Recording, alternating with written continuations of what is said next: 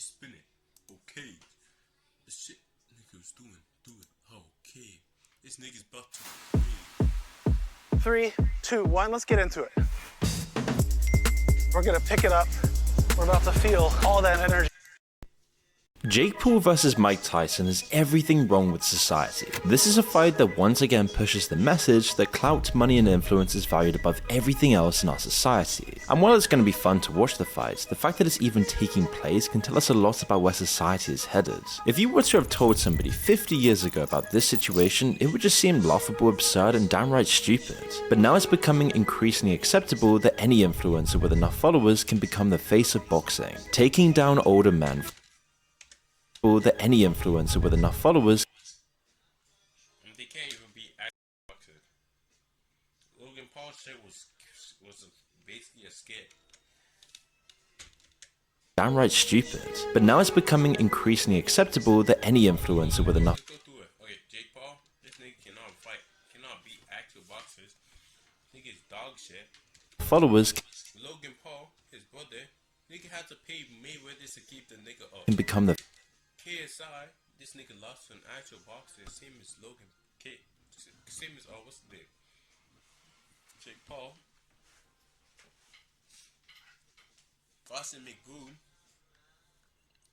He got swept by KSI and nigga was on the floor laying down, bro. Nigga started sleeping. The face of boxing, taking down older men from their former glory and using their reputation to force your brand into the public consciousness.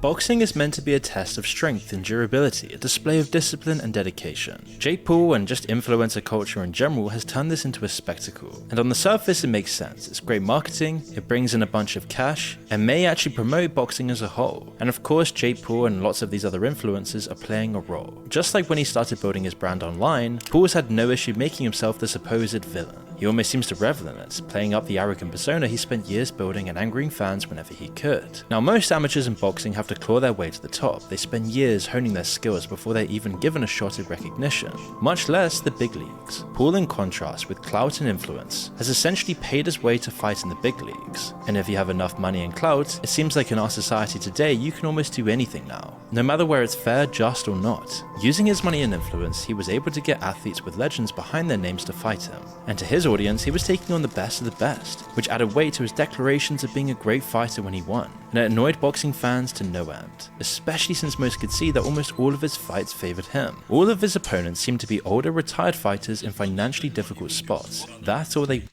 brother is just dead. He does not give a fuck about him. His brother will betray Logan and Jake Paul for just a bitch. weren't even boxers. Take his fight with Ben Askren for example. In his prime, Askren was an incredible fighter. He was in the MMA, not what's it called? Boxing. So good in fact that he represented the US at the 2008 Olympics. Jake Paul's decision to take on a former Olympic athlete was impressive, almost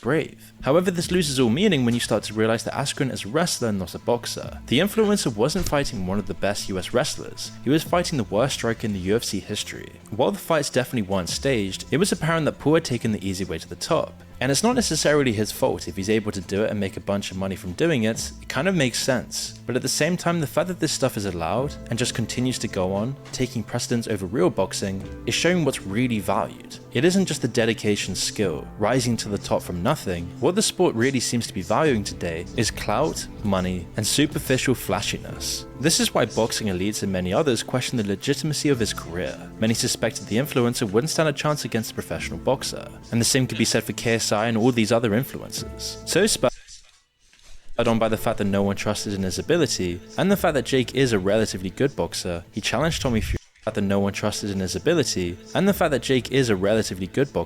challenged Tommy Fury. Fury is the only pro boxer Paul has actually dared to fight, and it's obvious why. Having grown used to the slower pace of former opponents, Paul wasn't ready for Fury's rapid fire hits, and unsurprisingly Fury won. And those who doubted former opponents, Paul wasn't ready for Fury's rapid fire hits, and unsurprisingly Fury won. Boom, 25 won, and those who doubted the influencer's skills felt justified.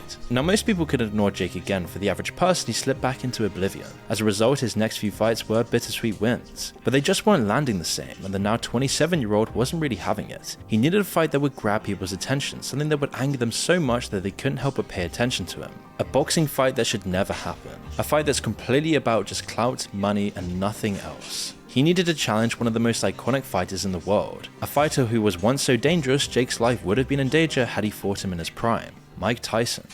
There's one thing that you can't deny about Jake Paul. He's confident. Few people can challenge Iron Mike to a fight and come out the other side unscathed, even at his age. Many who faced the boxer in the ring got their backsides handed to them. One even lost part of his ear. So when Jake issued his challenge, fans' responses ranged from outrage to excitement. But the real elephant in the room here is that Tyson is obviously 3 decades older than the influencer. He made a name for himself in the boxing world before Paul was even born.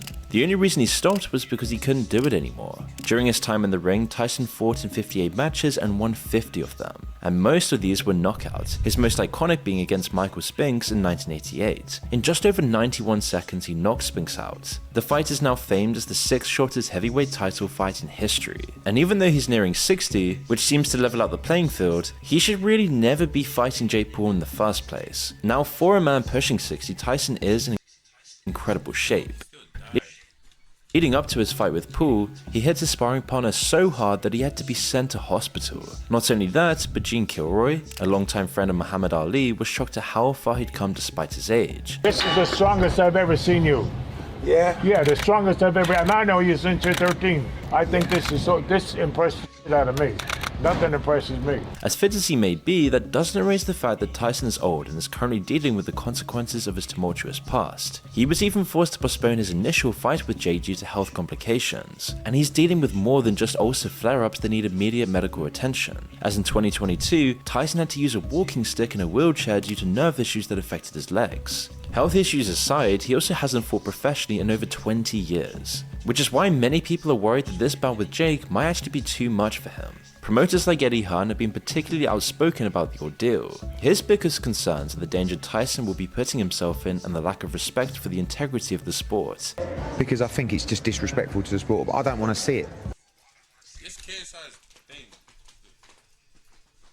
I don't want to watch my all-time favourite fighters, one of my heroes, I guess, in a boxing ring at 55 years of age, a shell of what he once was. He made it clear that if Tyson got seriously hurt in the ring, it was on the people who allowed this match to even happen. And Jake has actually also shown concern for the older fighter's health as well. After Tyson's ulcer flare-up in May, he assured people his primary concern was the boxer's health. However, he's also not giving Tyson much choice in the matter.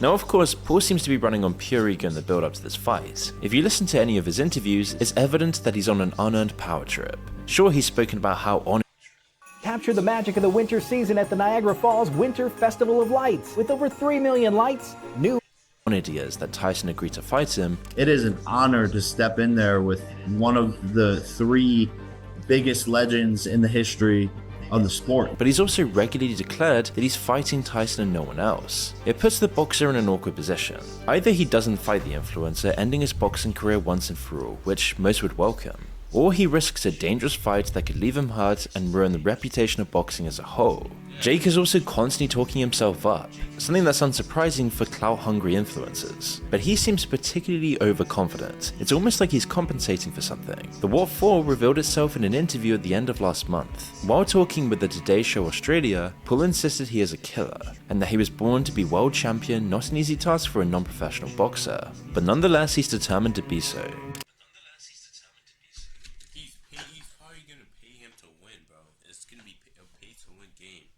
This is not gonna be legit. Like, if you think about it, why is he so confident? This is the same thing that happened to what's his name? There's some guy who challenged Mike Tyson. He was trolling him, doing whatever. After he ended up getting knocked out in like 86 seconds or 90 something seconds into the game. People just think I'm this nice, crazy, smiley social media content creator. I like to have fun. You know, I've always been the class clown, but I'm a killer. This is what I was bred to do. This is my destiny. However, he sounds less like a man sure of his abilities and more like someone trying to get people to take him seriously.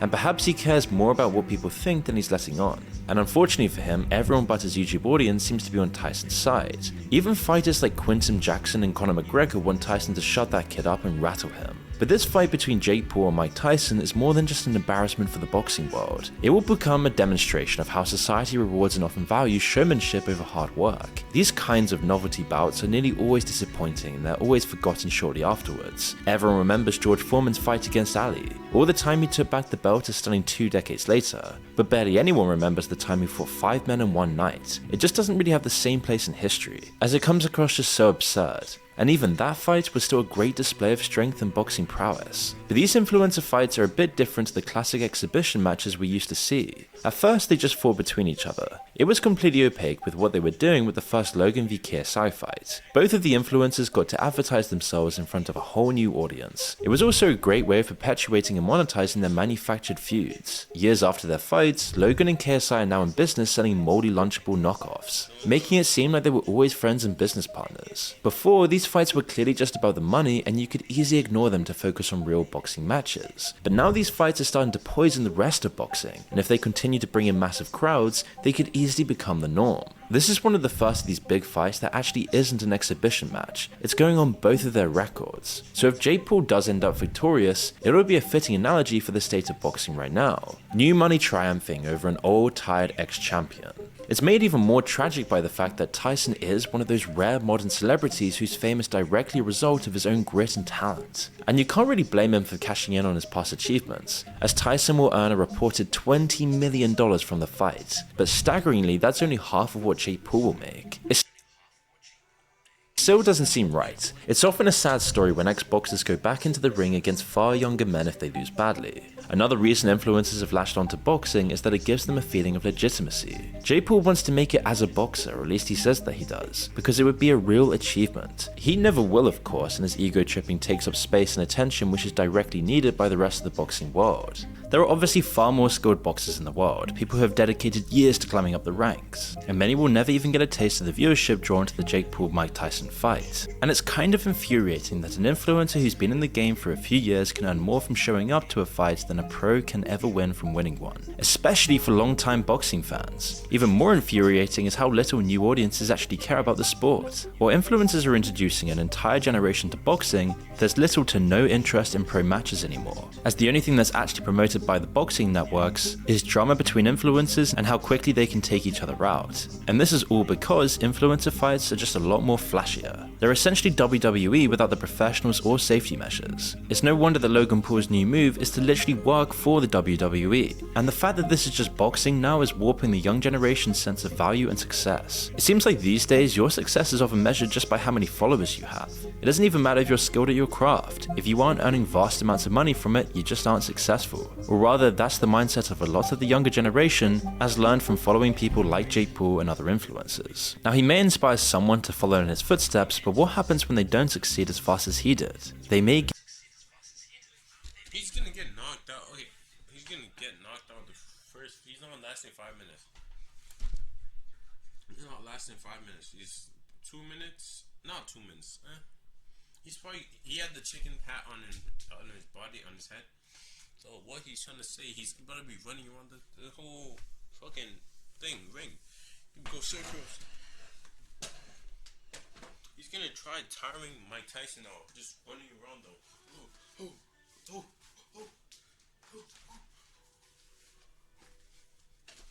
Some shit like that. He's gonna be on. Running around him. So Mike Tyson quote unquote get tired. I think that's the big plan for him. And after that's when he starts doing damage. But once he comes close, boom! That's all you get. He's gonna be seeing stars after that, bro. He's not even gonna realize that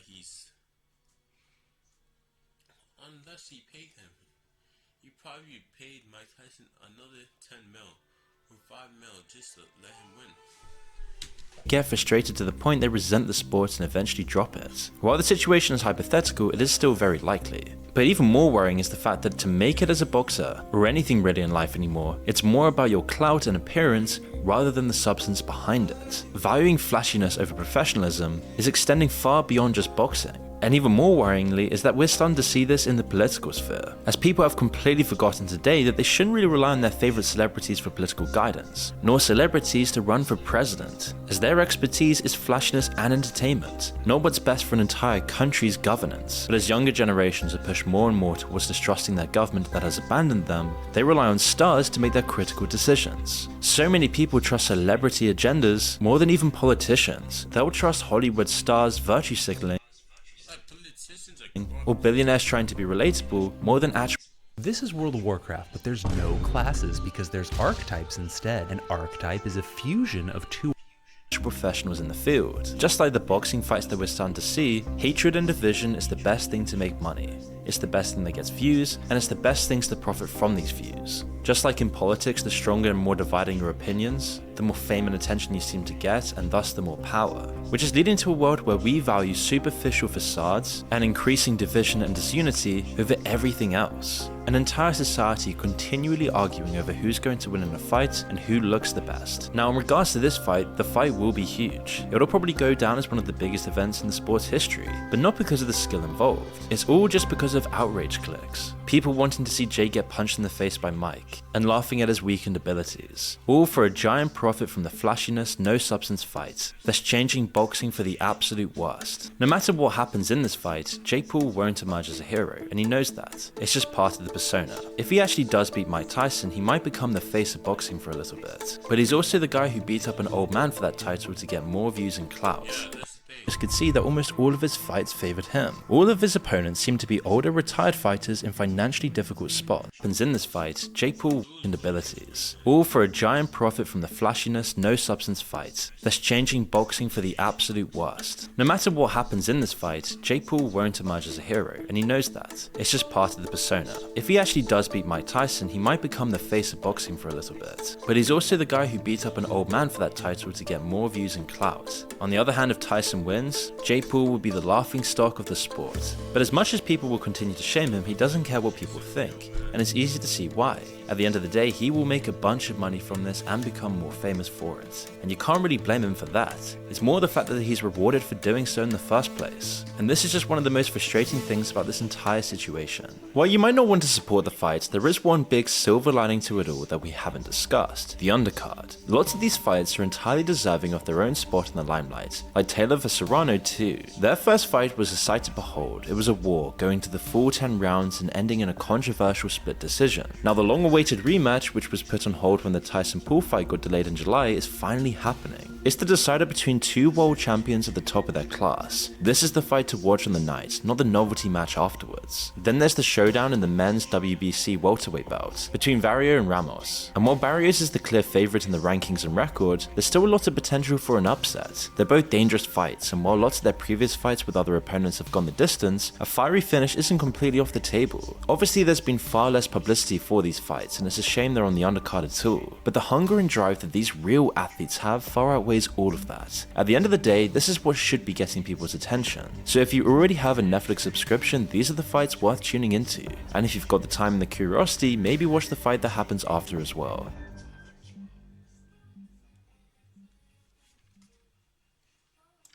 Damn, bro. Jake Paul is winning that. I guarantee it.